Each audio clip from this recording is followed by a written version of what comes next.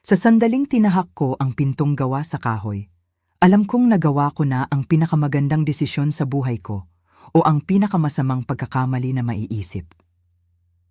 Ang mukha ni Gabriela Buenaventura ay nagbago sa pagitan ng ngiti at pagkunot noo. Parang nakakain siya ng lemon habang nagpo-pose para sa isang larawan. Tumingin ang kanyang mga mata sa aking simpleng damit na asul, sa aking simpleng sapatos, sa aking mga hikaw na nabili sa tindahan, at pinanood ko siyang kalkulahin. Sa isip niya ang aking yaman at nakita niya akong walang halaga. Lumapit siya sa kanyang anak, ang aking nobyong si Marco, at bumulong ng isang bagay na akala niya'y hindi ko maririnig, ngunit narinig ko ang bawat salita. Sinabi niya na para akong katulong na pumasok sa maling pintuan. At doon ko nalaman na ang hapunan na ito ay magiging napaka-interesante. Ang pangalan ko ay Ella Garcia. Ako ay 32 taong gulang at may aaminin ako. Sa nakalipas na 14 na buwan, nagtago ako ng lihim sa lalaking dapat kong pakasalan. Hindi isang maliit na lihim tulad ng pagkain ng huling hiwa ng pizza at isisi sa aso. Hindi isang katamtamang lihim tulad ng katotohanang natutulog pa rin ako na may stuffed animal noong bata pa ako. Hindi, ang aking lihim ay kumikita ako ng 2,000 sa isang buwan. Bago ang buwis, mas malaki pa ito.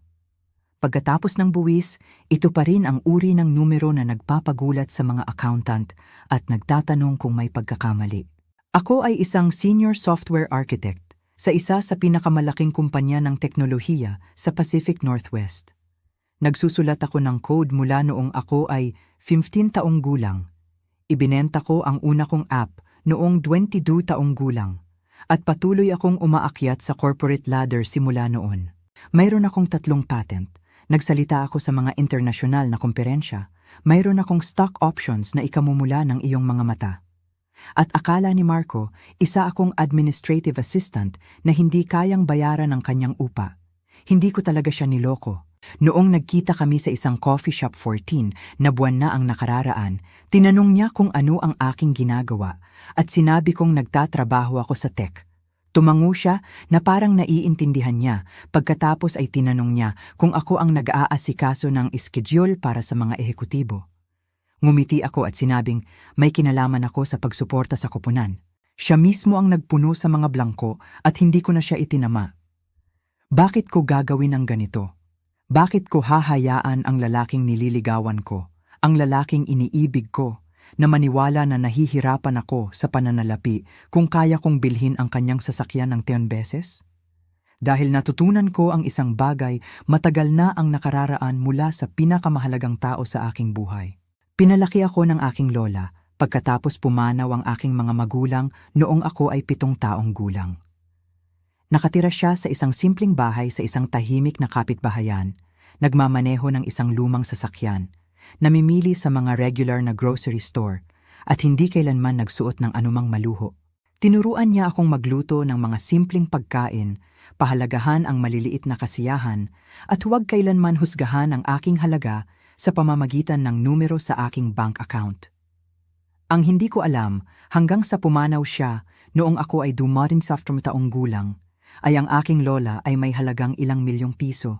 Nagtayo siya ng isang maliit na negosyo noong kanyang kabataan, namuhunan ng matalino, at piniling mamuhay ng simple dahil naniniwala siya na ang karakter ay mas mahalaga kaysa sa hitsura.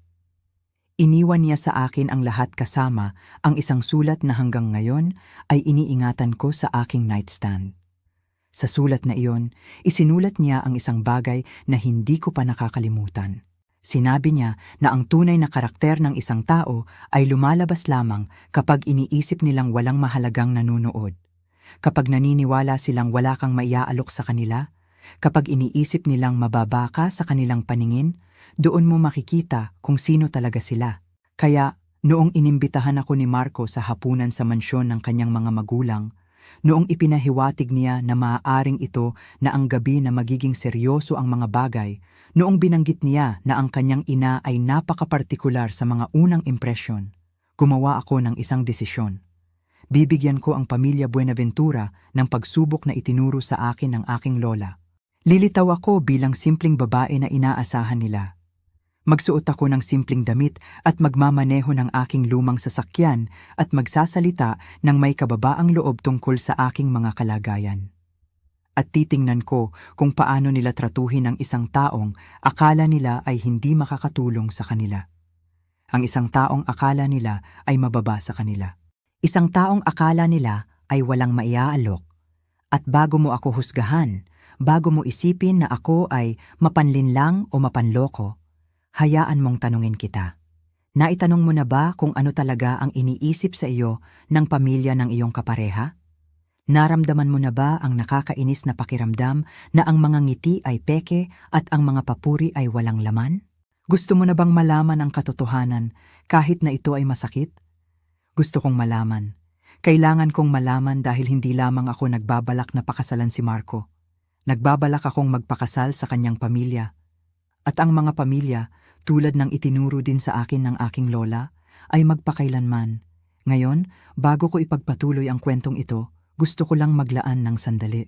Kung nag-i-enjoy ka sa ngayon, pakipindot ang like button at mag-iwan ng komento na nagsasabi sa akin kung saan ka nanonood at anong oras na doon. Gustong-gusto kong basahin ang mga komentong iyon, makita ang mga tao mula sa buong mundo na tumututok sa lahat ng oras. Mas mahalaga ito sa akin kaysa sa alam mo. Sige, balik sa kwento. Ang mansyon ng mga Buenaventura ay eksaktong inaasahan ko at sa paanuman ay nagulat pa rin ako sa labis na karangyaan nito. Ang daan pa lamang ay mas mahaba pa sa ilang kalye na tinitirhan ko. Ang mga tarangkahan ay gawa sa bakal na may gintong detalye dahil tila ang regular na bakal ay hindi sapat na mapagmataas. Ang damuhan ay inaalagaan ng may ganitong uri ng katumpakan na nagpapahiwatig na may sumukat sa bawat talim ng damo gamit ang isang ruler. Habang pinatakbo ko ang aking 12 taong gulang na Subaru Outback sa marangal na daan na iyon, nakita ko ang aking sarili sa salamin. Simpleng makeup, buhok na nakapusod, ang maliliit na gintong hikaw ng aking lola sa aking mga tainga, ang tanging alahas na suot ko. Mukha akong eksakto sa isang taong hindi nararapat dito. Perpekto. Sinalubong ako ni Marco sa pintuan na may halik na bahagyang ginagampanan, parang ginagawa niya ito para sa madla. Bumaling ang kanyang mga mata sa aking damit, sa aking sapatos, sa kakulangan ko ng mga aksesorya, at nakita ko ang isang bagay sa kanyang ekspresyon na hindi ko pa napapansin noon. Pagkapahiya. Siya ay nahihiya sa aking hitsura. Isinulat ko ang obserbasyon na iyon para sa ibang pagkakataon. Sa loob, ang bahay ay isang monumento sa bagong pera na desperado na magmukhang lumang pera. Mga chandelier na kristal na nakasabit sa bawat kisame. Mga oil painting at ginintuang frame na nakahanay sa mga dingding, bagaman napansin ko na ang mga ito ay mga kopya, hindi mga orihinal. Ang mga muebles ay mahal ngunit mukhang hindi komportable, pinili para sa hitsura sa halip na sa paggana. At doon, nakatayo sa foyer, tulad ng isang reyna na sinusuri ang kanyang kaharian, ay si Gabriela Buenaventura. Siya ay nasa kanyang unang bahagi ng 60s na may uri ng mukha na malinaw na nakakita ng ilang mahuhusay na surgeon. Ang kanyang buhok na kulay ginto ay inayos sa isang perpektong helmet na marahil ay nangangailangan ng hairspray upang mapanatili. Ang kanyang damit ay gawa ng taga-disenyo, ang kanyang alahas ay tunay, at ang kanyang ngiti ay ganap na peke. Inilahad niya ang kanyang kamay sa akin na parang nagbibigay siya ng madla. Hinawakan ko ito at naramdaman ko ang pagkatamlay, ang pagpapaalis, ang kumpletong kawalan ng init. Pagkatapos ay ginawa niya ang komentong iyon kay Marco, ang tungkol sa pagtingin ko sa tulong, at ngumiti ako at nagpanggap na wala akong narinig. Ang gabi ay magiging napaka-interesante nga. Kung alam ko kung ano ang pinapasukan ko noong gabing iyon, baka nagsuot ako ng kalasag sa halip na asul na damit. Ngunit muli, palagi akong naniniwala na ang pinakamahusay na kalasag ay impormasyon. At ginawa ko ang aking pananaliksik. Ang pamilyang Buenaventura ay nagmamay-ari ng isang kadena ng mga dealership ng kotse sa 3 estado. Hindi ang mararangyang tatak na nakikita mo sa mga pelikula, ngunit kagalang-galang na mid-range na mga sasakyan na nakakaakit sa mga regular na pamilya. Ang ama ni Marco, si Harold, ay minana ang negosyo mula sa kanyang sariling ama at ginugol ang huling 30 taon sa pagpapalawak nito. Nagpakasal si Gabriela sa pamilya sa edad na 23 at agad na nagsimulang umakyat sa hagdan ng lipunan na may determinasyon ng isang babaeng eksaktong alam kung ano ang gusto niya. Mayroon silang 2 anak. Si Marco, ang aking nobyo, ay turn to 40 taong gulang at nagtatrabaho bilang marketing manager sa isang kumpanya na walang kinalaman sa negosyo ng pamilya. Ito ay tila isang punto sa pagitan ni Harold, na nag-asikaso sa kanyang anak na lalaki na mamahala sa mga dealership. At pagkatapos ay mayroon si Viven, ang nakatatandang kapatid na babae, na turn 28 taong gulang at tinatrato ang kapalaran ng pamilya na parang kanyang personal na alkansya. Nakita ko ang lahat ng ito sa pamamagitan ng mga pampublikong tala, social media, at ilang magagaling na paghahanap sa Google. Nakita ko ang mga larawan ng mararangyang mga party, kaganapan sa lipunan, at charity gala. Nabasa ko ang mga artikulo tungkol sa pilantropiya ni Gabriela, bagaman ang isang mas malapit na pagtingin ay nagpakita na karamihan sa kanyang mga donasyon ay may makabuluhang benepisyo sa buwis at mga pagkakataon sa publisidad. Wala sa mga ito ang naghanda sa akin para sa pakikipagtagpo kay Viven ng personal. Dumating siya ng 20 minuto na huli na kung saan ay matututunan ko mamaya na kanyang lagda. Ang paggawa ng isang pagpasok ay mas mahalaga kaysa sa pagiging magalang sa oras ng ibang tao. Dumating siya sa sala na suot ang isang damit na mas mahal pa sa upa ng karamihan sa mga tao na may mga brilyante na tumutulo mula sa kanyang mga tainga at leeg na parang nahulog siya sa isang tindahan ng alahas at lumabas na natatakpan ng paninda. Ang kanyang pagbati sa akin ay isang salita lamang na inihatid ng may init ng isang frozen na isda. Hello, hindi hello. Nice to meet you. Hindi hello. Marami nang sinabi sa amin si Marco tungkol sa'yo. Hello lang. May kaunting kulot ng labi na nagpapahiwatig na nakakita siya ng isang bagay na hindi kaaya-aya. Ngumiti ako at sinabing hello pabalik. Lumingon siya sa kanyang ina at nagsimula ng isang pag-uusap na sinasadya na hindi ako kasali. Tinatalakay ang ilang kaganapan sa kawanggawa at kung natanggal na ba ang florist para sa pagkabigo noong nakaraang buwan. Tumayo ako doon hawak ang baso ng tubig na inalok sa akin. Pakiramdam na parang isang vegetarian sa isang steakhouse. Nagliliwaliw si Marco sa malapit, hindi komportable ang hitsura, ngunit walang sinasabi. Iyon ang pangalawang pagmamasid na isinulat ko. Si Harold Buenaventura ay ibang nilalang. Siya ay isang malaking tao, ang uri na marahil ay naging atletiko noong kanyang kabataan, ngunit sumuko na sa mga ginhawa ng kayamanan. Hinawakan niya ang aking kamay nang may kapit na dapat ay kahanga-hanga, ngunit pakiramdam lang ay pagod. Ang kanyang mga mata ay matalino, gayunpaman, at napansin ko siyang pinagmamasdan ako nang may isang bagay na maaaring pag-usisa. May isa pang panauhin sa hapunan na ito, isang taong hindi ko inaasahan, isang matandang Ginoo na nagngangalang Ricardo de la Cruz na ipinakilala bilang isang matandang kaibigan ng pamilya at kasosyo sa negosyo. Siya ay nasa kanyang huling bahagi ng 60s na may pilak na buhok at matalas na mga mata na tila walang pinalalampas. Noong hinawakan niya ang aking kamay, nanatili ang kanyang tingin sa aking mukha na may pagkurap ng pagkilala na nagpalito sa akin. Kilala ko ba siya? Nagkita na ba kami noon? Hindi ko siya maalala at wala siyang sinabi. Ngunit sa buong gabi, mahuhuli ko siyang nakatitig sa akin na may parehong nalilitong ekspresyon. Pinangunahan kami ni Gabriela papunta sa silid kainan na pinalamutian na parang binigyan ng walang limitasyong budget at walang panlasa. Ang mesa ay mahaba sapat upang mag-host ng isang royal banquet.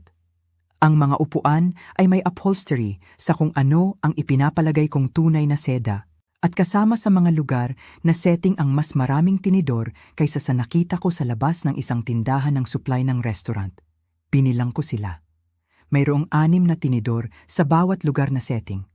6 para sa isang solong pagkain. Nakita ko na ang mga operasyon ay ginanap na may mas kaunting mga instrumento. Napansin ako ni Gabriela na nakatingin sa silverware at ngumiti, ang kanyang nakapirming ngiti. Sinabi niya na ipinapalagay niyang hindi ako sanay sa formal na pagkain, ang kanyang boses ay tumutulo sa maling simpatya. Sinabi ko na ang aking lola ay laging nagturo sa akin na hindi ang mga tinidor ang mahalaga, ngunit ang kumpanya na iyong ibinabahagi sa pagkain. Higit na humigpit ang ngiti ni Gabriela. Huminga si Viven sa kanyang baso ng alak at nagsimula ang hapunan. Ang unang kurso ay ilang uri ng sopas na hindi ko makilala, ngunit marahil ay nagkakahalaga ng higit pa sa bawat mangkok kaysa sa aking lingguhang budget sa grocery. Ginagamit ni Gabriela ang oras na ito upang simulan kung ano ang kalaunan kong iisipin bilang interogasyon. Tinanong niya kung saan ako lumaki. Sinabi ko sa isang maliit na bayan sa Oregon na totoo. Nagtanong siya tungkol sa aking pamilya. Sinabi ko na pinalaki ako ng aking lola na totoo rin. Nagtanong siya kung ano ang ginawa ng aking mga magulang. Sinabi ko na pumanaw sila noong ako ay bata pa. Gumawa si Gabriela ng tunog na dapat ay simpatiya, ngunit lumabas na parang inaalis ang bara ng lababo. Sinabi niya kung gaano kahirap iyon lumaki ng walang tamang patnubay. Sinabi ko na ang aking lola ay nagbigay ng lahat ng patnubay na kailangan ko. Sumandal si Viven, ang kanyang mga brilyante ay nakakakuha ng ilaw mula sa chandelier sa itaas. Tinanong niya kung ano ang ginawa ng aking lola para sa pamumuhay. Sinabi ko na siya ay isang negosyante. Bahagyang tumaas ang kilay ni Viven. Nagtanong siya kung anong uri ng negosyo. Sinabi ko na maliliit na negosyo. Walang masyadong nakakakilig. Ang totoo, syempre, ay nagtayo ang aking lola ng isang kumpanya na kalaunan ay ibinenta niya sa halagang ilang milyong piso. Ngunit hindi iyon ang uri ng katotohanan na maglilingkod sa aking layunin ngayong gabi. Lumipat si Gabriela sa susunod na paksa. Nagtanong siya tungkol sa aking kasalukuyang trabaho. Sinabi ko na nagtatrabaho ako sa tech. Tinanong niya kung ako ay isang kalihim. Sinabi ko na mas maraming tungkulin akong sumusuporta. Tumango si Gabriela na alam na parang kinumpirma nito ang lahat ng nagawa na niyang desisyon tungkol sa akin. Sinabi niya na maganda na ang bawat koponan ay nangangailangan ng staff ng suporta. Lumipat si Marco sa kanyang upuan, ngunit hindi pa rin nagsasabi ng anuman. At doon nagpasya si Viven na banggitin si Alexandra. Alexandra. Ang pangalan ay bumagsak sa pag-uusap na parang isang bato sa tahimik na tubig na nagpapadala ng mga ripple sa mesa. Sinabi ni Viven ang pangalan ng kaswal na parang binabanggit niya ang panahon o ang kalidad ng sopas. Sinabi niya na nakasalubong niya si Alexandra noong nakaraang linggo na maayos na siya, na ang negosyo ng kanyang pamilya ay umuunlad. Pinanood ko ng mabuti ang mukha ni Marco. May kumurap doon, mabilis na natago. Kasalanan, nerbiyos, nawala ito bago ko matukoy. Kinuha ni Gabriela ang hilo sa sigasig ng isang taong naghintay sa pagkakataong ito. Sinabi niya na si Alexandra ay palaging napakaganda, napakahusay na nababagay sa pamumuhay ng kanilang pamilya. Siya ay kasintahan ni Marco sa loob ng 30 taon. Alam ko ba iyon? Sinabi ko na hindi. Ngumiti si Gabriela. Sinabi niya na sayang nang naghiwalay sila. Inaasahan ng lahat na magkasama sila. Ang pamilya ni Alexandra ay nagmamay-ari ng isang kumpanya ng pag-import na nakikitungo sa mga mararangyang sasakyan na magiging perpektong tugma para sa mga dealership ng mga Buenaventura. Ang implikasyon ay malinaw. Si Alexandra ang tamang pagpipilian. Hindi ako. Tumingin ako sa paligid ng silid-kainan at napansin sa unang pagkakataon na may mga litrato sa dingding sa likod ko. Lumingon ako ng bahagya sa aking upuan at nakita ang isang gallery ng mga sandali ng pamilya, mga Pasko, mga kaarawan, mga pagtatapos. At sa hindi bababa sa 4 sa mga larawang iyon, isang magandang babae na may maitim na buhok ang nakatayo sa tabi ni Marco. Ang kanyang braso ay nakakabit sa kanyang, ang kanyang ngiti ay nagniningning. Alexandra. Sinundan ni Gabriela ang aking tingin at walang sinabi, ngunit ang kanyang kasiyahan ay halos mahahawakan. Pinaikot ni Viven ang kutsilyo ng kaunti pa. Sinabi niya na si Alexandra ay walang asawa pa rin. Sa totoo lang, isang sorpresa na walang sino man ang kumuha sa kanya. Halos parang naghihintay siya sa isang bagay o sa isang tao. Lumingon ako pabalik sa mesa at ngumiti. Sinabi ko na mukhang siya ay isang kahangahangang babae. Ito ay malinaw na hindi ang tugon na inaasahan ni Viven. Kumurap siya sandali na natanggal sa balanse. Nakabawi muna si Gabriela. Sinabi niya, oo, kahanga-hanga si Alexandra. At pagkatapos ay may kahusayan ng isang sledgehammer, idinagdag niya na inaasahan niyang hindi ako makaramdam ng labis na hindi sa lugar sa kanilang mundo na binigyan ng aking mas katamtamang background. Tinanong ko kung ano ang ibig niyang sabihin sa katamtaman. Lumaki ang ngiti ni Gabriela. Sinabi niya na naiintindihan niya na hindi lahat ay ipinanganak sa ilang mga kalamangan. Na ang ilang mga tao ay kailangang magtrabaho ng mga ordinaryong trabaho at mamuhay ng mga ordinaryong buhay na walang kahihiyan sa pagiging karaniwan. Karaniwan. Tinawag niya akong karaniwan. Naramdaman ko ang isang bagay na nagbago sa loob ko. Ngunit pinanatili ko ang aking ekspresyon na neutral. Pumunta ako rito ngayong gabi upang malaman ang katotohanan tungkol sa mga taong ito, at ang katotohanan ay nagiging napakalinaw. Sa wakas ay nagsalita si Marco. Sinabi niya na walang sinabi ang kanyang ina doon, na nagpoprotekta lamang siya. Hinaplos ni Gabriela ang kanyang kamay at sinabi, "Siyempre, protektado siya. Palaging gusto ng isang ina ang pinakamahusay para sa kanyang anak." Ang hindi sinasalitang konklusyon ay nakabitin sa hangin tulad ng usok, at hindi ka ang pinakamahusay. Suminghap si Harold at sinubukang baguhin ang paksa. Nagtatanong siya tungkol sa aking mga libangan kung mayroon akong anumang interes sa labas ng trabaho. Sinabi ko, nasisiyahan ako sa pagbabasa, pag-akyat, pagluluto ng mga simpleng pagkain, walang magarbong. Tumawa si Viven at sinabi na kaibig-ibig iyon tulad ng isang bata na naglilista ng kanilang mga paboritong aktibidad. Nagsalita si Ricardo, ang kaibigan ng pamilya, sa unang pagkakataon mula noong nakaupo kami. Sinabi niya na sa palagay niya ay may isang bagay na sasabihin para sa mga simpleng kasiyahan, na ang kanyang sariling lola ay namuhay ng isang katamtamang buhay at naging pinakamasayang tao na nakilala niya. Binigyan siya ni Gabriela ng isang tingin na maaaring nagpatigas ng gatas. Hindi siya pinansin ni Ricardo at patuloy na tumitingin sa akin ng may kakaibang paghahanap na ekspresyon. Tinanong niya kung ano ang pangalan ng aking lola. Sinabi ko, Margarita Garcia. Bahagyang tumaas ang kilay ni Ricardo, ngunit wala na siyang sinabi. Tumango lamang ng nag-iisip at ibinalik ang kanyang atensyon sa kanyang sopas. Ang natitira sa hapunan ay nagpatuloy sa halos parehong paraan.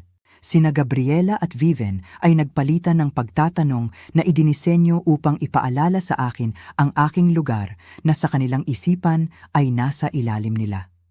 Paminsan-minsan ay gumagawa si Marco ng mahinang pagtatangka na ipagtanggol ako, ngunit malinaw na wala sa kanyang puso. Nanatiling tahimik si Harold, nanonood sa mga paglilitis ng may pagod na pagbibitiw ng isang taong natutunan noon na walang saysay ang pagtatalo sa kanyang asawa. At sa kabuuan nito, pinanood ako ni Ricardo. Pagsapit ng dessert, natutunan ko na ang lahat ng kailangan kong malaman tungkol sa pamilyang Buenaventura. Sila ay mga snob ng pinakamataas na uri, ang uri na sumusukat sa halaga ng tao sa mga dolyar at panlipunang koneksyon. Nakita nila ako bilang isang balakid na dapat alisin, isang problema na dapat lutasin, isang pagkakamaling nagawa ni Marco na kailangang itama. Ngunit natutunan ko rin ang ibang bagay, isang bagay na hindi ko inaasahan. Si Marco ay hindi ang taong akala ko. Ang Marco na inibig ko ay mabait at mapagmalasakit at tila tunay na interesado sa akin bilang isang tao. Ngunit ang Marcong ito ang nakaupo sa mesa ng kanyang ina at hinahayaan siyang punitin ako nang walang isang salita ng totoong protesta. Ay ibang tao, isang mas mahina. Isang taong mas nagmamalasakit sa pag-apruba ng kanyang pamilya kaysa sa pagtatanggol sa babaeng inaangkin niyang iniibig. Nagtataka ako kung alin ang totoong Marco. Malalaman ko na. Pagkatapos ng dessert, inanunsyo ni Gabriela na magkakape kami sa sala. Dumiretso ang mga lalaki sa mga bintana upang talakayin ang negosyo habang humingi ng paumanhin si Viven upang tumawag. Sinabi ni Gabriela na kailangan niyang makipag-usap sa tagapaglinis tungkol sa isang bagay at sasali sa amin sa isang sandali. Naiwan ako nito na nag-iisa kasama ang aking mga iniisip at isang perpektong pagkakataon. Humingi ako ng paumanhin upang hanapin ang banyo. Itinuro ako ni Marco sa likuran ng bahay pababa sa isang mahabang pasilyo na may mga mas mapagmataas na likhang sining. Dahan-dahan akong naglakad, tinatanggap ang mga detalye. Ang bahay ay kahanga-hanga mula sa isang purong pananaw sa pananalapi, ngunit ito ay malamig, walang laman, tulad ng isang museo na walang talagang nakatira. Madaling mahanap ang banyo, ngunit hindi ko talaga ito hinahanap.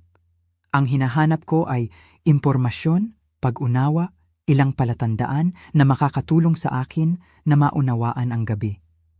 Nakahanap ako ng mas mahusay. Habang naglalakad ako sa isang bahagyang bukas na pinto, nakarinig ako ng mga boses. Ang boses ni Gabriela at ni Viven.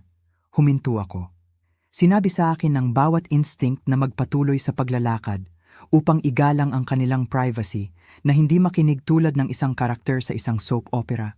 Ngunit isang bagay sa tono ni Gabriela ang nagpangyari sa akin na huminto.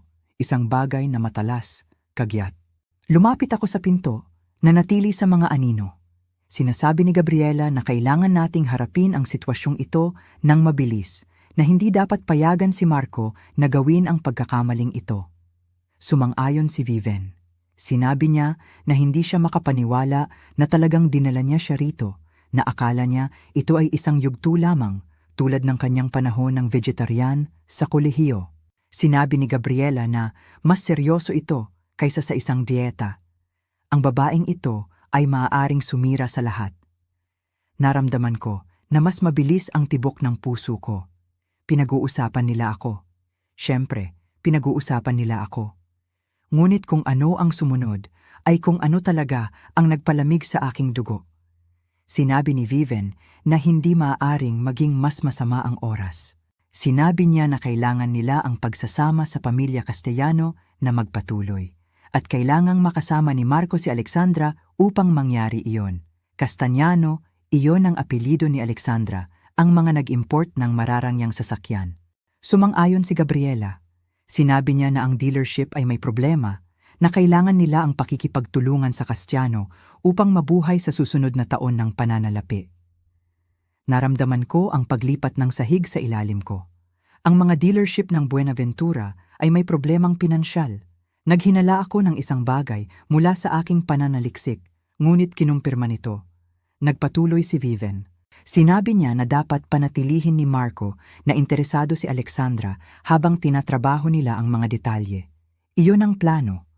Mamumuhunan ang pamilya ni Alexandra sa mga dealership at bilang kapalit ay makakakuha sila ng access sa network ng pamamahagi ng Buenaventura.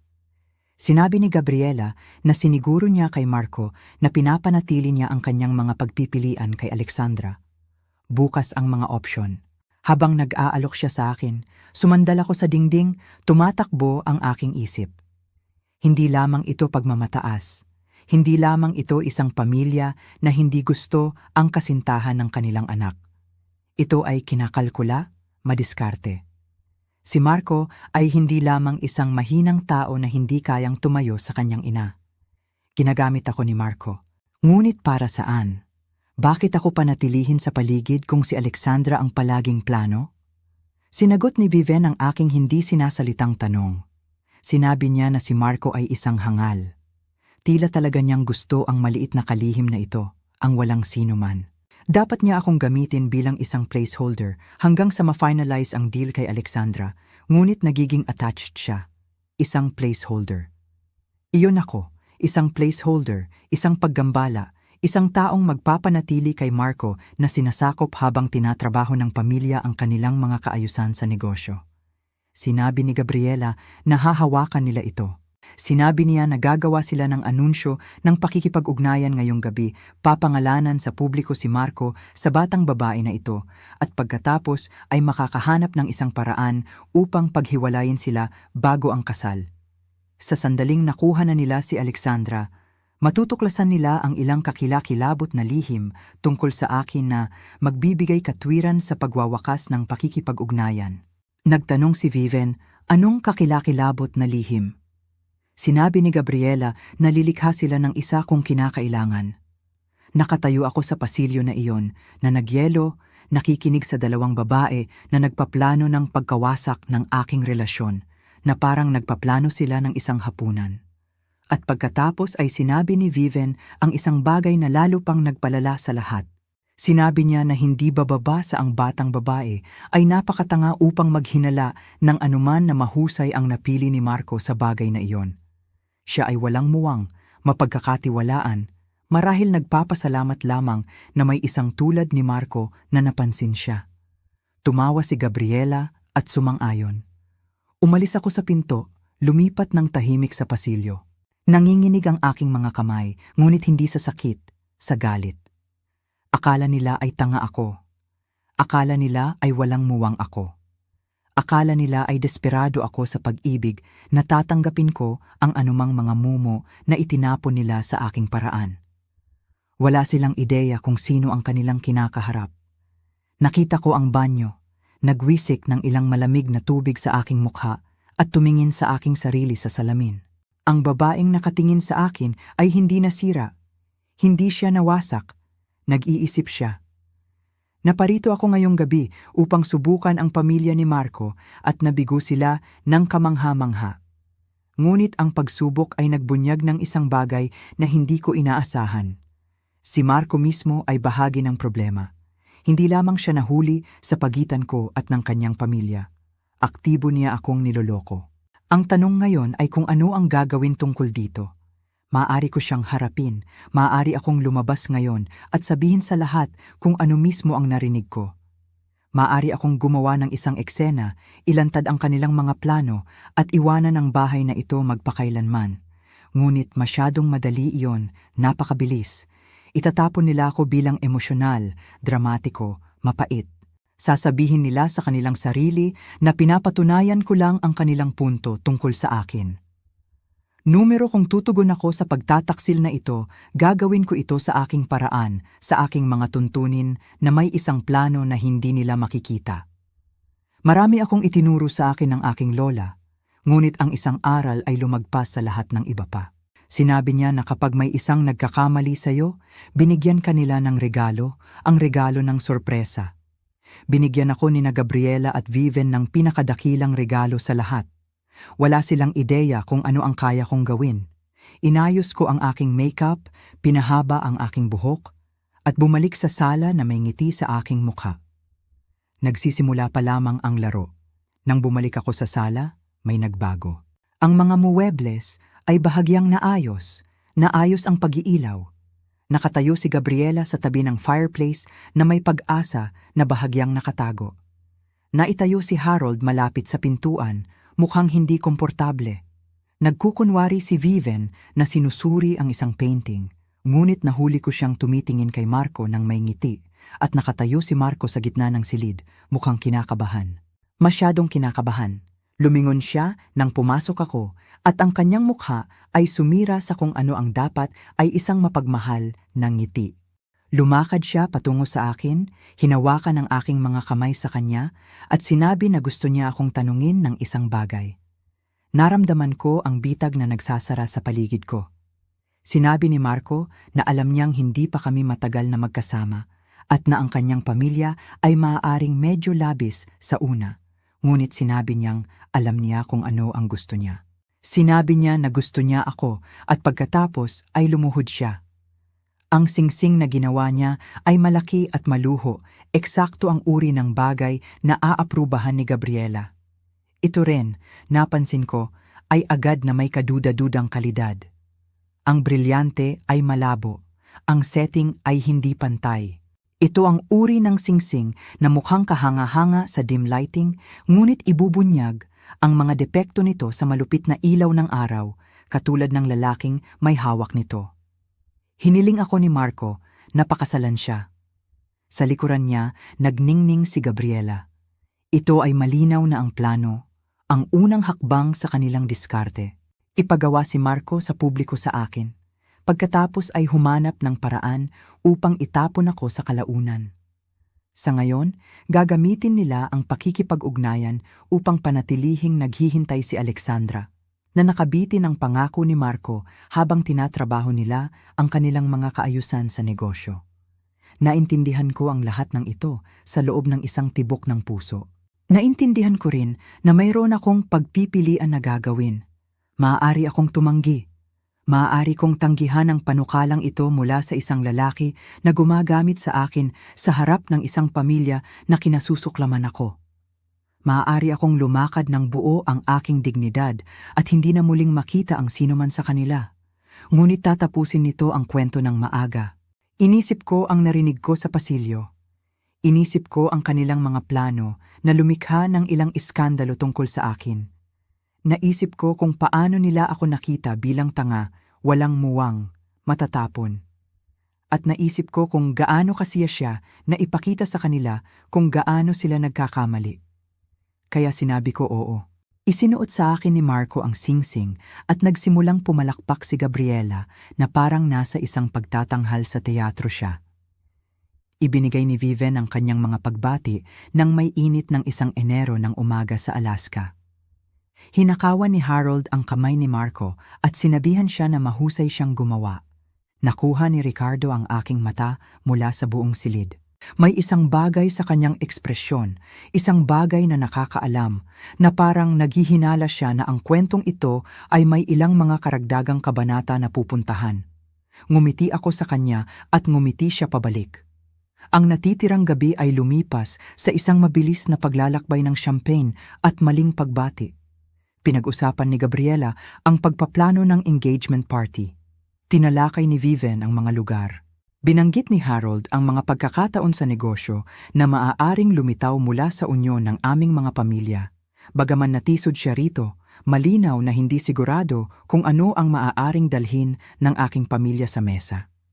Nanatili si Marco malapit sa akin na gumaganap ng papel ng deboto na nobyo nang may nakakagulat na paniniwala. Kung hindi ko narinig kung ano ang sinabi ng kanyang ina at kapatid na babae, maaaring naniwala ako rito.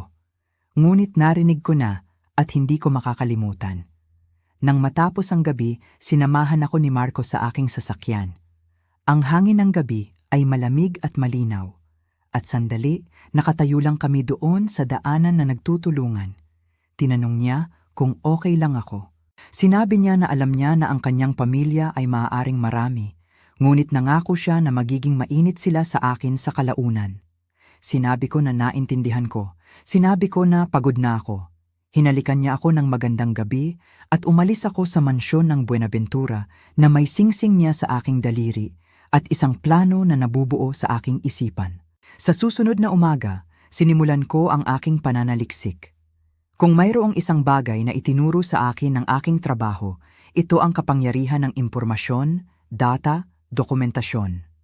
Ginugugol ko ang aking mga araw sa pagsusuri ng mga sistem, paghahanap ng mga kahinaan, pag-optimize ng mga solusyon. Gagamitin ko ang parehong mga kasanayang iyon sa pamilyang Buenaventura.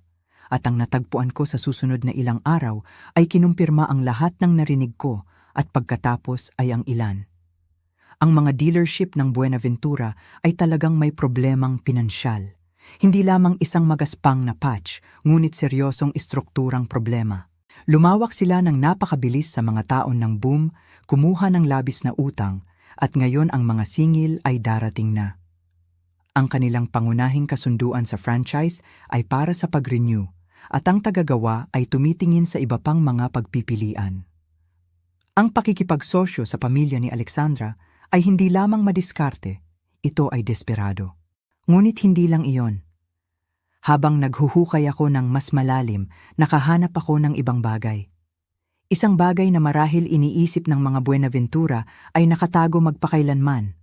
Si Viven ay nangungurakot mula sa negosyo ng pamilya. Ang mga halaga ay maliit sa una, nakatago sa mga ulat ng gastos at maliit na mga account ng cash, ngunit sa paglipas ng mga taon ay nagdagdag sila. Daan-daang libong piso ang na-siphoned upang punduhan ang kanyang pamumuhay habang nagpupumilit ang kumpanya. Inimprenta ko ang lahat ng nahanap ko. Mga legal na dokumento, pahayag sa pananalapi, mga talaan ng kahina-hinalang transaksyon. At pagkatapos ay nagsimula akong tumawag. Ang pangalan ng aking lola ay may timbang pa rin sa ilang mga lupon. Ang mga kontak sa negosyo na itinanim niya sa mga dekada ay naalala ang pamilya Garcia ng may paggalang. Nang makipag-ugnayan ako, natuwa silang makipag-usap. Isa sa mga kontak na iyon ay nakakaalam kay Ricardo de la Cruz. At si Ricardo, lumalabas, ay mayroon din sa kanyang sariling kasaysayan sa pamilyang Buenaventura.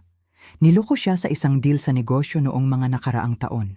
Walang ilegal, hindi makatarungan lamang na mag-iwan ng mapait na panlasa.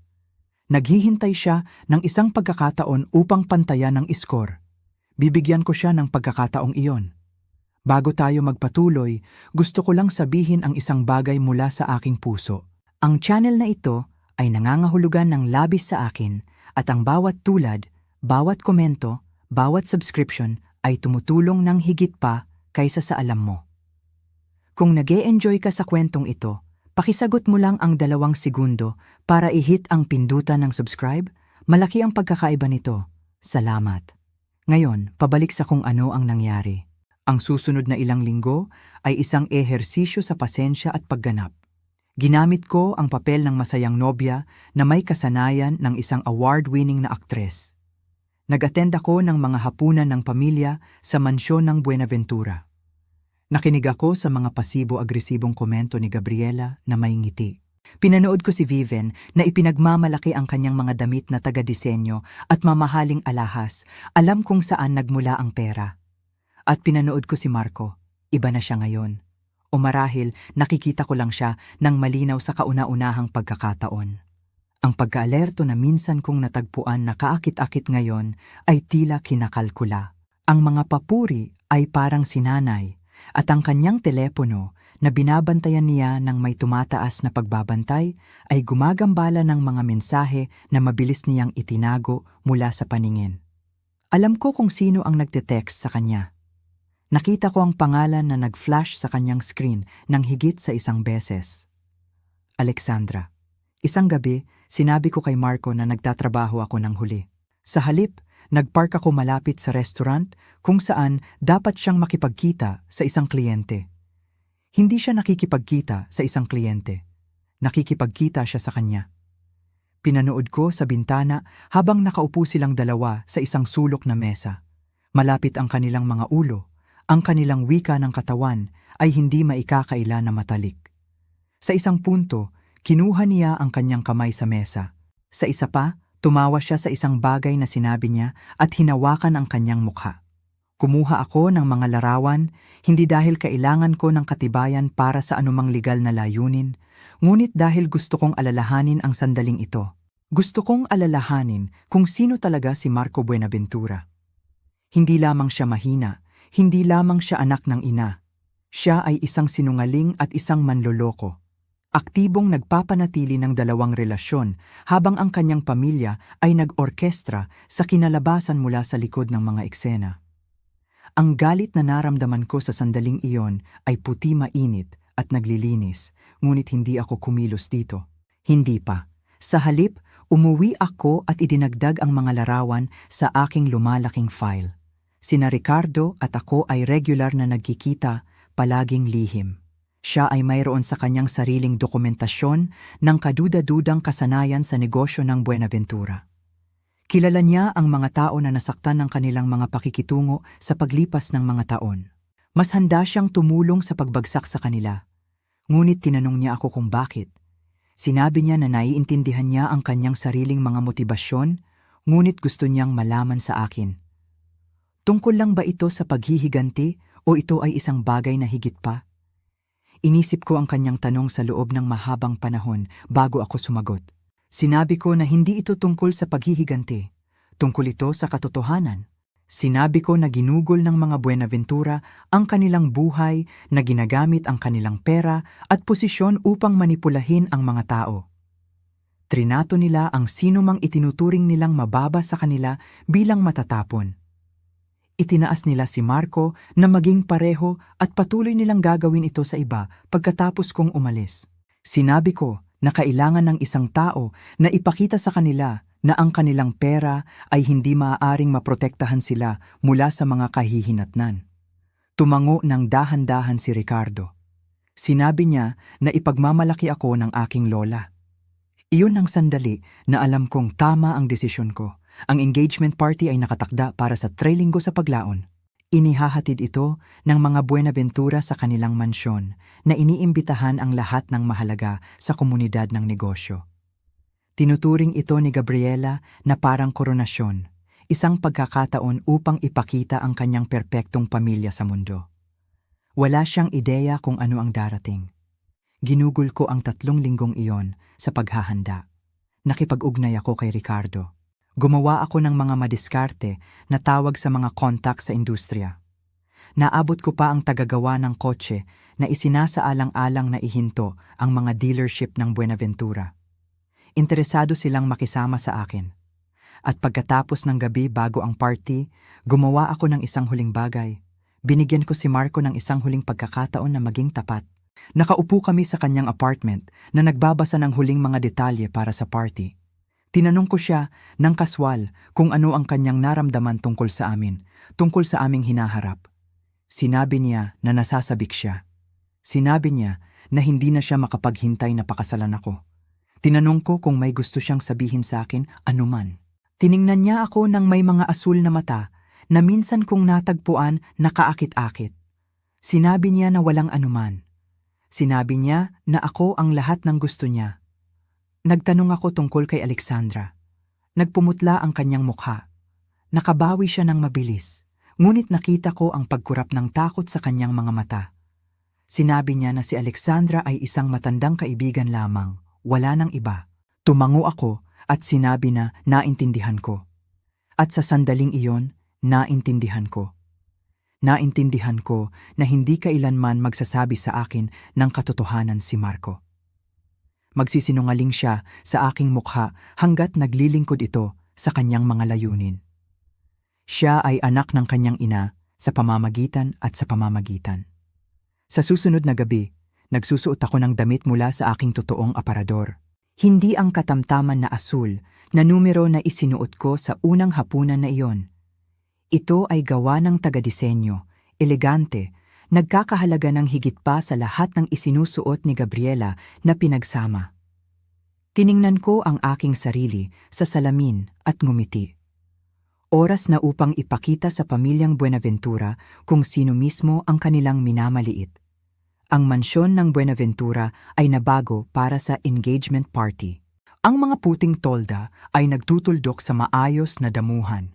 Ang mga chandelier na kristal ay nakabitin mula sa pansamantalang istruktura na nagpapalabas ng prismatic light sa nagkakatipon na karamihan.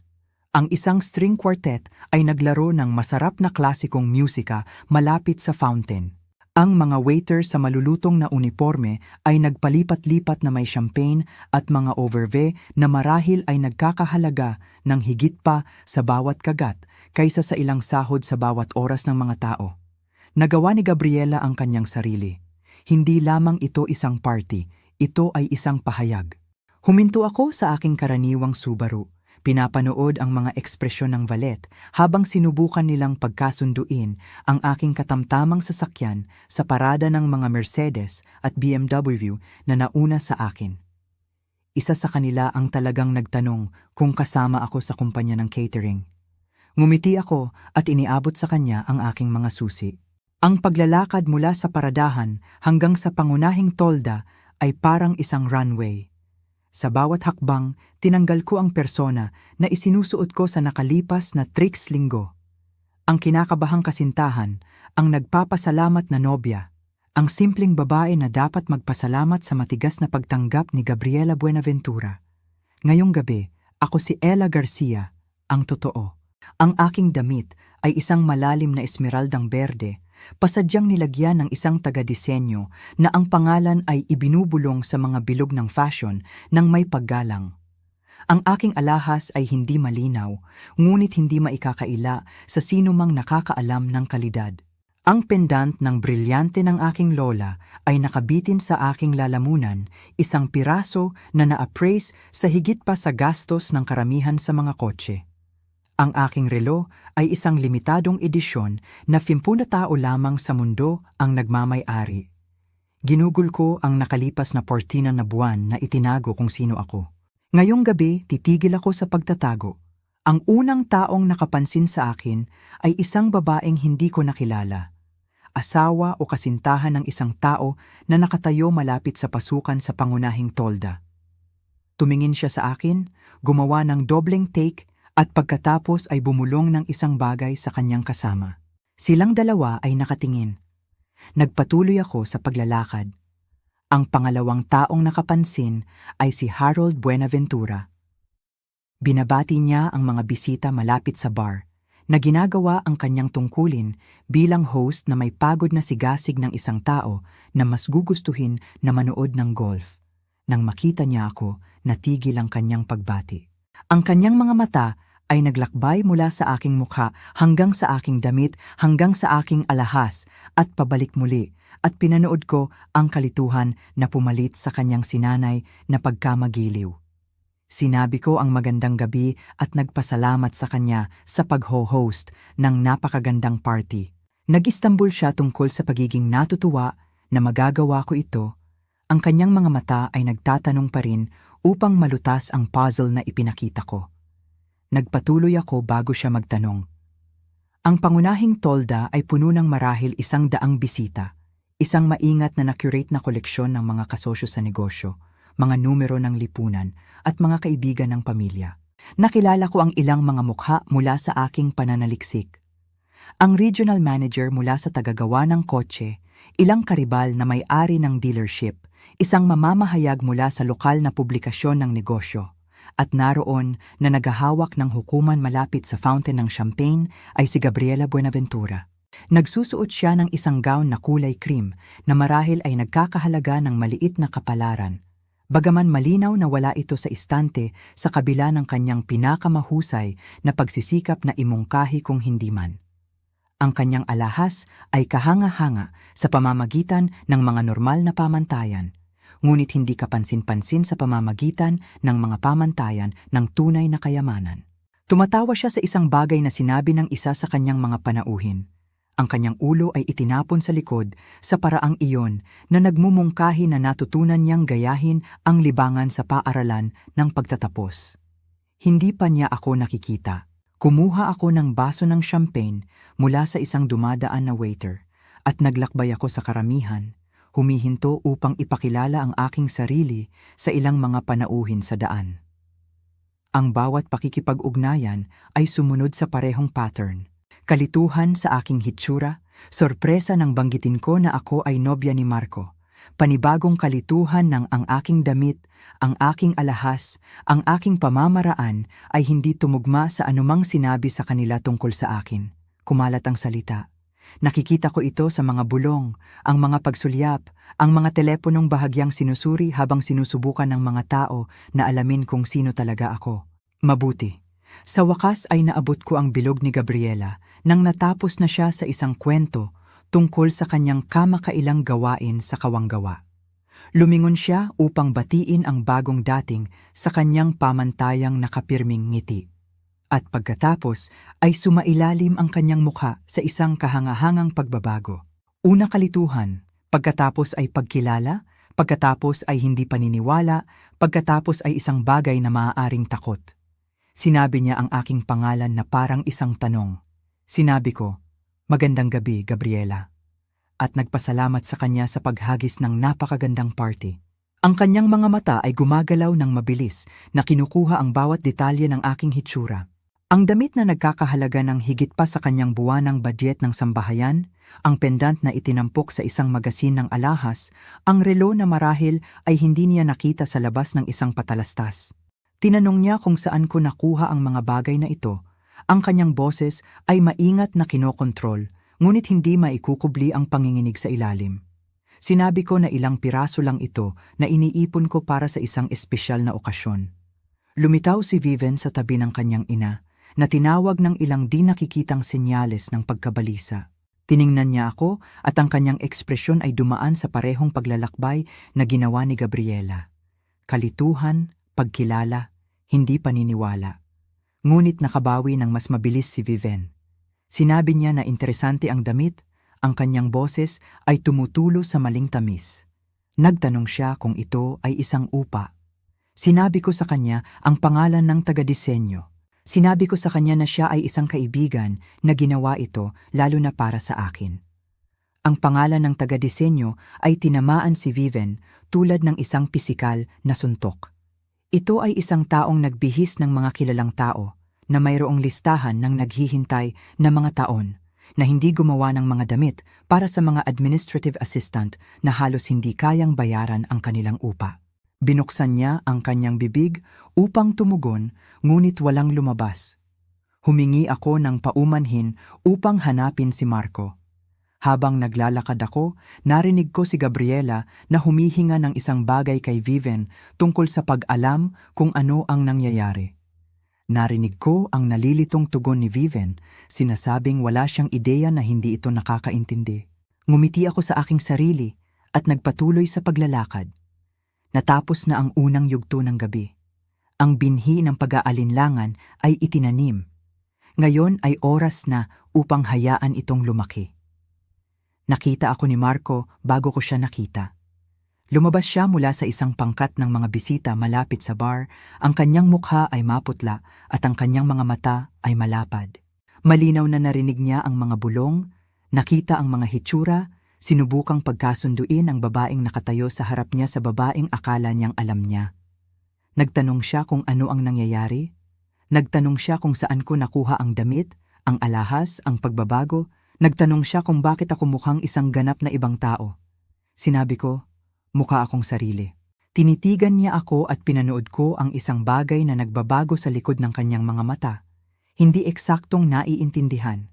Higit pa tulad ng unang bitak sa isang dingding na nagtatago ng hindi komportableng katotohanan. Nagtanong siya kung maaari kaming mag-usap ng pribado. Sinabi ko sa kalaunan. Sinabi ko, ito ang engagement party natin. May mga bisita tayong dadaluhan. Bago siya tumutol, hinawakan ko ang kanyang braso at ginabayan siya patungo sa isang grupo ng mga kasosyo sa negosyo. Ito ang mga lalaki at babae na nagpapatakbo ng industriya ng sasakyan sa aming rehiyon. Ang mga tao na ang mga opinyon ay talagang mahalaga sa kaligtasan ng dealership ng Buenaventura. Pinanood nila ang aking pagpasok ng walang lihim na pag-usisa. Ipinakilala ko ang aking sarili ng maayos sa oras na ito. Binigay ko ang aking buong pangalan, Ella Garcia, at binanggit ang aking posisyon sa aking kumpanya. Pinanood ko ang kanilang mga ekspresyon na nagbabago habang kinikilala nila ang pangalan ng kumpanya, habang napagtanto nila kung sino talaga ako. Ang isa sa kanila, isang lalaking may pilak na buhok na nagpatakbo ng isang karibal na kadena ng dealership, sinabi na narinig niya ako. Sinabi niya na ang kanyang pamangkin ay nagtrabaho sa tech at binanggit ang aking pangalan na may kaugnayan sa ilang mga makabagong solusyon sa software. Sinabi ko na napakabait niya. Isa pang panauhin, isang babae na humahawak ng mga pagsasanib at pagkuha para sa isang pangunahing kumpanya ng pamumuhunan ay nagtanong kung may kaugnayan ako kay Margarita Garcia. Sinabi ko na siya ang aking lola. Tumaas ang kilay ng babae. Sinabi niya na ang aking lola ay isang kahangahangang negosyante. Sinabi niya, ang pangalan ng Garcia ay may timbang pa rin sa ilang mga lupon sa pananalapi. Naramdaman ko ang pagigting ni Marco sa tabi ko. Wala siyang ideya kung ano ang kahulugan ng lahat ng ito. Hindi niya kailanman tinanong tungkol sa aking pamilya sa kabila ng pinakapangunahing mga tanong. Ipinapalagay niya na ang mahirap ay nangangahulugang hindi mahalaga at hindi siya nag-abala na tumingin ng mas malalim. Ang kanyang pagkakamali. Nagpatuloy ang gabi at sa bawat pag-uusap ang katotohanan ay kumalat pa. Nag-uusap ang mga tao, sinuri ang kanilang mga telepono, nakinumpirma ang mga detalye. Ang salaysay ay nagbabago sa ilalim ng mga paa ng Buenaventura at hindi nila alam kung paano ito hihinto. Dumating si Ricardo mga 1 oras sa party. Natagpuan niya ako malapit sa Rose Garden, sandaling nag-iisa habang si Marco ay hinila ng kanyang ama para sa ilang kagyat na pag-uusap. Sinabi ni Ricardo na nandito ang kinatawan ng tagagawa. Sinabi niya na ang lalaki ay lubhang interesado sa dokumentasyon na ibinahagi niya sa kanya mas maaga sa linggong ito. Nagtanong ako kung handa na siya. Sinabi ni Ricardo na handa na siya sa loob ng maraming taon. Nag-usap kami ng ilang sandali pa. Pinag-finalize ang mga detalye ng kung ano ang susunod na mangyayari. Pagkatapos ay nag-melt si Ricardo pabalik sa karamihan at bumalik ako sa aking papel bilang masayang nobya. Natagpuan ako ni Gabriela sa susunod. Nakabawi siya sa kanyang composure kahit na nakikita ko ang pilay sa paligid ng kanyang mga mata. Hinila niya ako sa gilid na may kapit na mas malakas kaysa sa kinakailangan at hiniling na malaman kung ano ang ginagawa ko. Nagtanong ako kung ano ang ibig niyang sabihin. Sinabi niya na alam ko kung ano mismo ang ibig niyang sabihin. Sinabi niya ang damit, ang alahas, ang mga kwento na sinasabi ko sa mga tao tungkol sa aking lola at sa aking trabaho. Sinabi niya na gusto niyang malaman kung ano ang aking laro. Sinabi ko na walang laro. Sinabi ko na nagiging sarili ko lang ako. Sinabi niya na imposible iyon. Sinabi niya na sinabi sa kanya ni Marco ang tungkol sa aking mga kalagayan. Sinabi niya na ako ay isang kalihim na nakatira sa isang studio apartment at nagmamaneho ng kotse na dapat sa junkyard. Sinabi ko na gumawa si Marco ng ilang pagpapalagay. Sinabi ko na hindi ko talaga sinabi sa kanya ang mga bagay na iyon. Naging tahimik ang mukha ni Gabriela. Sinabi ko na nagtatrabaho ako sa tech na totoo. Sinabi ko na meron akong tungkulin sa suporta na totoo rin dahil sinusuportahan ng mga arkitekto ang mga koponan sa pag-unlad. Sinabi ko na hindi ko kailanman sinabing mahirap ako. Sinabi ko na hindi ko kailanman itinama ang kanilang mga pagpapalagay. Tinanong niya kung bakit. Tiningnan ko siya ng direkta. Sinabi ko, itinuro sa akin ng aking lola na ang tunay na karakter ng isang tao ay lumalabas lamang kapag iniisip nilang walang mahalagang nanonood. Sinabi ko, gusto kong malaman kung sino talaga ang pamilyang Buenaventura. Nawala ng kulay ang mukha ni Gabriela. Sinabi ko, ngayon alam ko. Bago siya nakatugon, tumigil sa paglalaro ang string quartet.